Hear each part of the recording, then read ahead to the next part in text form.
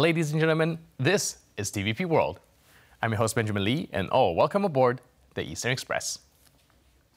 Now, this is the show that takes a deep dive into the geopolitical roller coaster that is the modern world. And trust me, it's a ride you don't want to miss. That's because tonight we're diving headfirst into the latest diplomatic spectacle, starring none other than China's very own globetrotter Xi Jinping. This is his first such tour since before the outbreak of the pandemic. Maybe he has a couple fewer European dates than Taylor Swift this summer, but it's still a big deal. So let's take a look at our report to find out more. Xi's visit is set to focus on two main areas: the trade relations between China and the EU, and the conflicts in Ukraine and the Middle East. Any major decisions on the latter issue are unlikely, as China is maintaining its policy of little to no involvement in military conflicts abroad. A key issue in trade relations is the influx of cheap Chinese electric cars to the EU, causing major problems for European car manufacturers. While Chinese manufacturing is enjoying the benefits of cheap labor, EV production is also subsidized by the Chinese government. The international situation very clearly requires the Euro-Chinese dialogue more than ever, and I expressed it again recently in my speech about our Europe. We are at a turning point in our history, which requires us to face and overcome the structural difficulties which involve economic trade, where the idea of decoupling would be harmful. And we have a responsibility to ensure a level playing field for all. While tensions between China and the US have been steadily rising over the last few years, the European Union is less concerned about the situation in the Pacific, having its own set of problems closer to home. Additionally, France has for years tried to chart a foreign policy course independent of Washington. China always sees China-EU relations from a strategic and long-term perspective and regards Europe as an important direction of Chinese characteristics, major country diplomacy, and an important partner in realizing Chinese-style modernization. I hope that China-France relations and China-EU relations will promote each other and develop together. Macron and Xi enjoy a close personal relationship, which is rare between Chinese and Western leaders. After his trip to France, Xi is set to visit Serbia and Hungary. And now let's take a look at the issue in greater detail. Let's take a moment to appreciate the sheer audacity of Xi's grand tour. He's orchestrating a symphony of strategic moves, all while juggling trade deals and political posturing like it's just another day at the office. And we're speaking of juggling because there's a lot to hash out between China and the West. With tensions simmering over Russia's invasion of Ukraine, every move, every word is scrutinized for hidden meanings and subtle signals. Now you might be wondering, what's the end game here? Well, my friends, it's simple. Power, influence, and a seat at the table of the mighty of this world. And Xi Jinping? Well, he's playing the long game, and he's playing it with the finesse of a seasoned poker player holding all the cards. So, the Chinese party leader is on the move again, and this time he's taking his show on the road to Europe, where the stakes are high and the players are restless. But what exactly is China's master planner hoping to achieve with this whirlwind tour? Well, maybe the destination will tell us something. First stop, France. Paris, city of love, croissants, and awkward diplomatic encounters. President Emmanuel Macron has already met with Xi Jinping, hoping to woo the Chinese leader with promises of friendship and cooperation. But behind the smile and handshakes, Macron is hoping to strengthen ties with Beijing while keeping one eye firmly fixed on the ever-watching gaze of Uncle Sam. Next on the itinerary, Serbia. You might be wondering what on earth Xi Jinping is doing in Belgrade, but with memories of NATO airstrikes still fresh in the minds of many Serbians, Xi is playing the nostalgia card for all it's worth. That's why he's likely hoping to curry favor with a dose of historical revisionism and a healthy dollop of anti-Western sentiment. Plus, let's not forget, Serbia, being the Russian cousin in the Balkans, was supporting the Kremlin's strides. And finally, we get to Hungary, where Viktor Orban is rolling out the red carpet. He might talk a big game when it comes to standing up to Brussels, but when it comes to cozying up to Beijing, well, let's just say he's less afraid to play second fiddle. So, here we have it. Xi Jinping's tour of Europe in all its glory. From Paris to Belgrade to Budapest, the Chinese leader is leaving no stone unturned in his quest for power, influence, and a seat at the table of the ever-changing world order. And now, here to shed more light on the issue is Marcin Przychodniak, analyst at the Asia-Pacific program of the Polish Institute of International Affairs. Hello, sir, and welcome to Eastern Express. Hello, thank you. Thank you for having me. So Xi Jinping is on this trip to France, and if you take a look at the Chinese media outlets or any media that's sourcing from them, they will let you to believe that this is mostly about education and culture.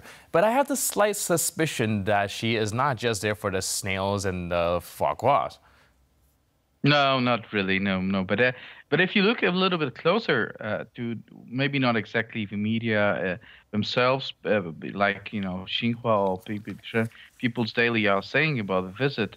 But if you look at the experts' articles or even the MFA statements, it's very much about how to present the relationship with France as the most important from the Chinese perspective, within the context of the China-EU relations. And that I believe is one of the most important reasons for such a high-level state visit, which we shouldn't expect any, specific commercial deals or very, very specific itinerary.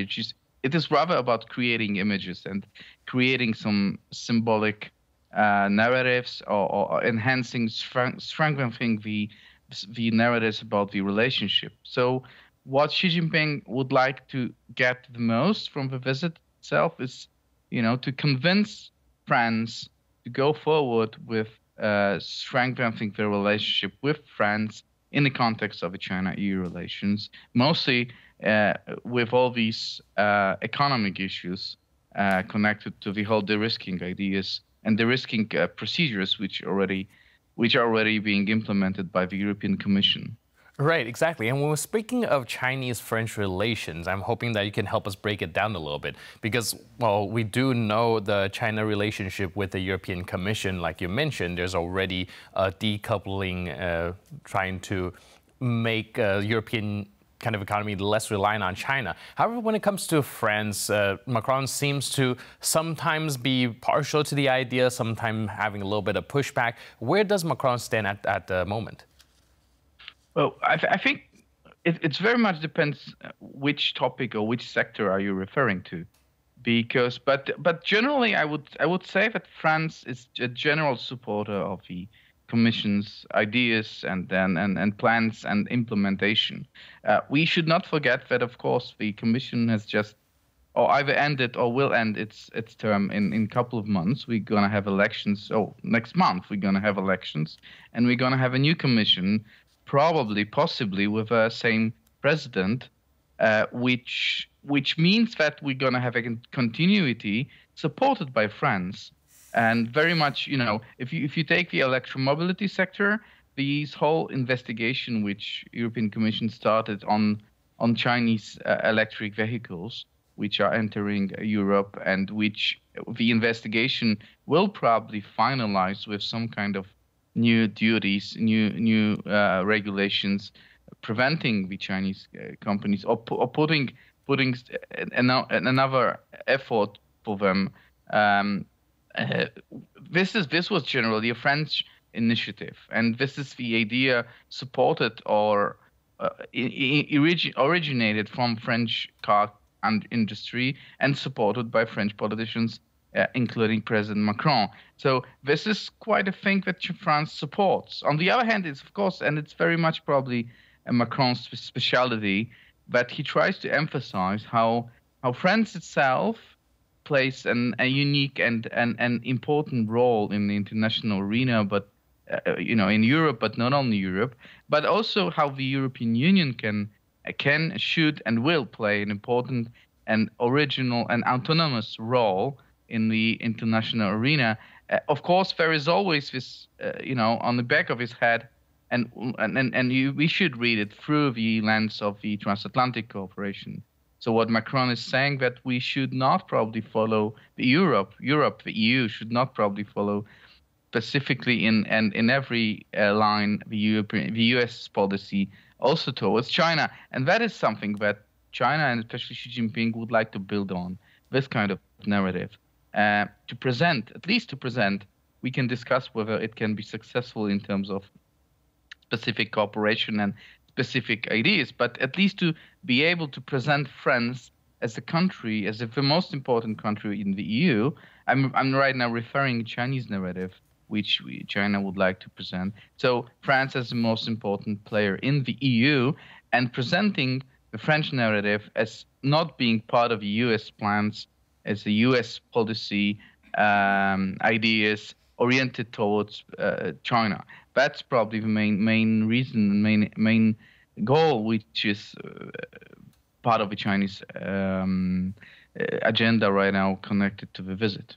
Right, and how successful do you think this could be? As we're watching, like you said, the European Commission election is coming up soon, and when it comes to the French candidates, no matter which side, which party they're from, it seems pretty bipartisan during their debate that they do see China as an economic threat.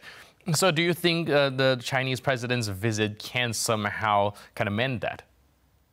No, I don't. I don't think it can mend it in either economic issues or even the whole geopolitical context, the relations with the U.S. I mean, the Russian aggression on Ukraine kind of convinced European elites that there is no way of avoiding or strengthening the relationship, the security relationship with U.S. And the security and the transatlantic cooperation will still be the most important issue, and that cannot be changed by China in general. But what China can achieve actually is to support this whole debate. What are the limits of this cooperation? What should we do in terms of helping Ukraine, for example, and in terms of what kind of policy we should do towards Russia? This is also very important from China's perspective, which considers Russia as a partner and which has its own security agenda towards Europe. So there would not be any substantial changes, but the way how China can influence the debate and the way how China can make these topics present in the debate, how, this is very successful from a Chinese perspective. To have a country, the most important one from Chinese perspective. I mean, Germany has already said through the chancellor's visit in Beijing last month that it's very much eager to cooperate with Chinese more. And now we're going to have France, which might say something which China can then use internally, can use it with also relationship with the other countries. They can present French voice as something which makes the EU not very which makes the position of the EU not a general position in terms of its relationship with the US. And then China can present it on different arenas, like with Global South relationships or G20 or the other places. So that also plays a part from China's perspective. All right, thank you so much for helping us breaking that down. And then we're looking at the rest of Xi Jinping's trip to Serbia and Hungary. So these countries, of course, aren't chosen in random. Can you help us break us down a little bit and understand why these two will be the next destination of Xi's visit? Yeah, that's very interesting. But it's also, on the other hand, it's quite regular from China's perspective, and these kind of high-level visits. I mean, you never have Xi Jinping going abroad, not only just for one country, that doesn't happen. Besides the U.S., the U.S. is another example. But German usually goes to different countries, and now you have France, as I said, the main partner within the EU, the West, the symbolic partner in the Western Europe, and then you have Serbia, which is very important for China from the perspective or economic perspective in the Western Balkans, but also from the security and political perspective as a country which, on one hand, still declares its aspiration to the European Union, and it's in the negotiation process with probably not very good perspectives on joining in the nearest future, but still within the process, but also very much a very good partner in terms of arms cooperation and also in terms of the Russian presence. I would not underestimate this factor of the Russian factor in Xi's visits to Serbia and Hungary.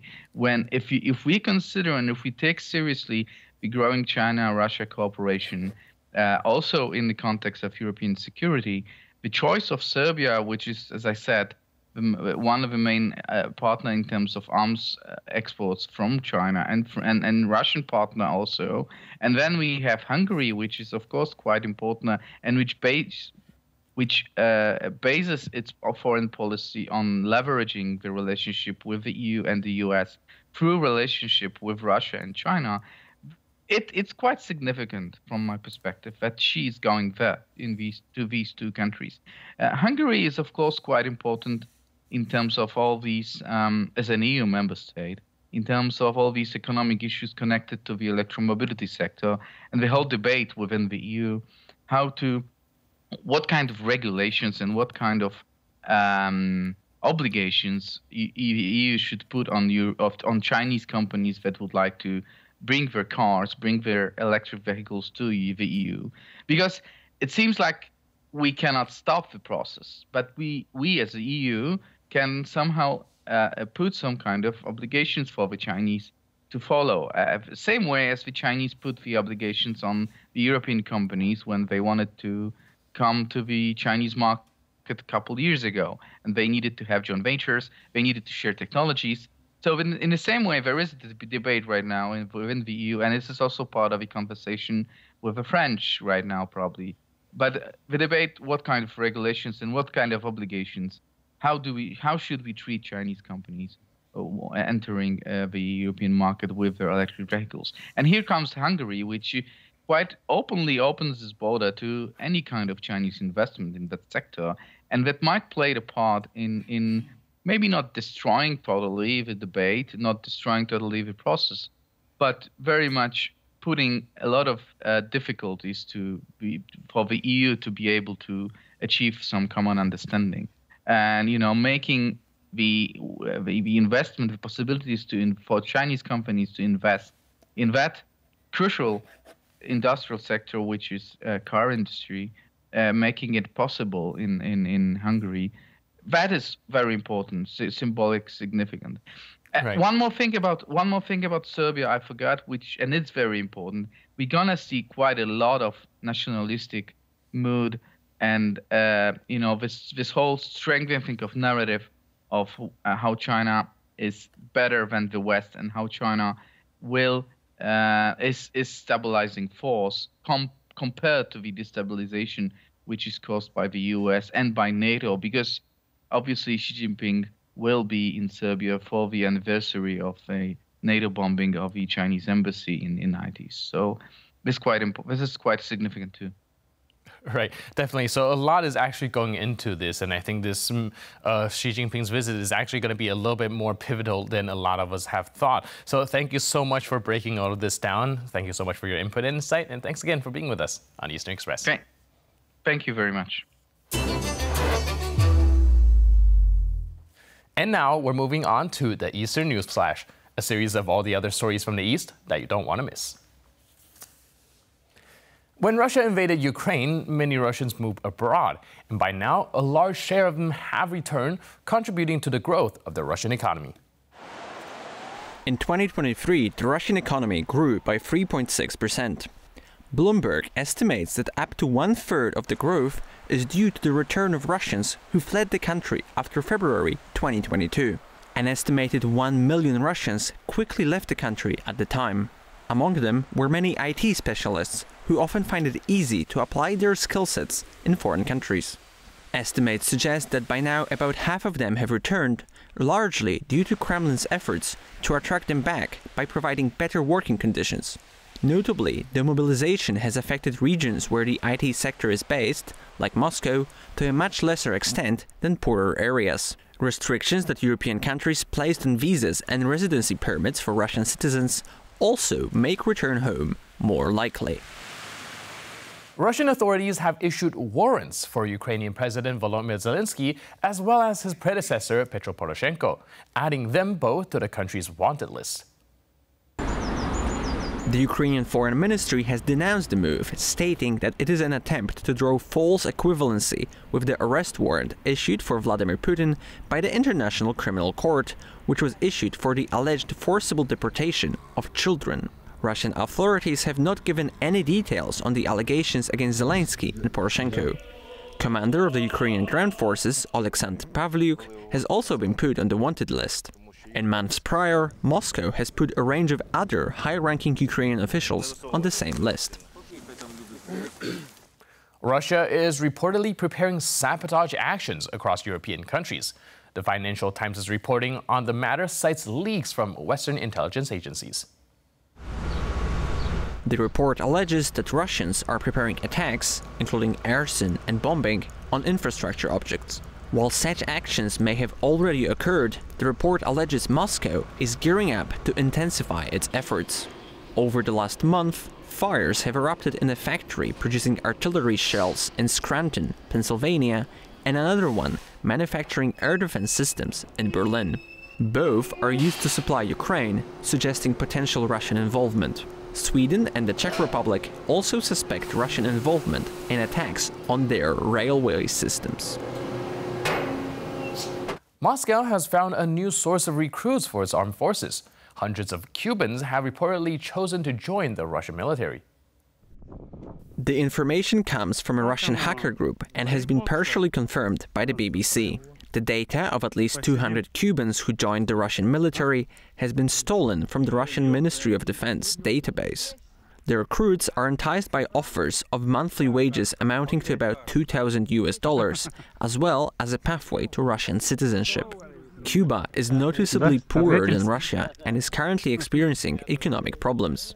Previously, Russia has used similar measures to attract recruits from a range of Central Asian countries, as well as Nepal. Sporadic reports of African nationals serving in the Russian armed forces have also emerged.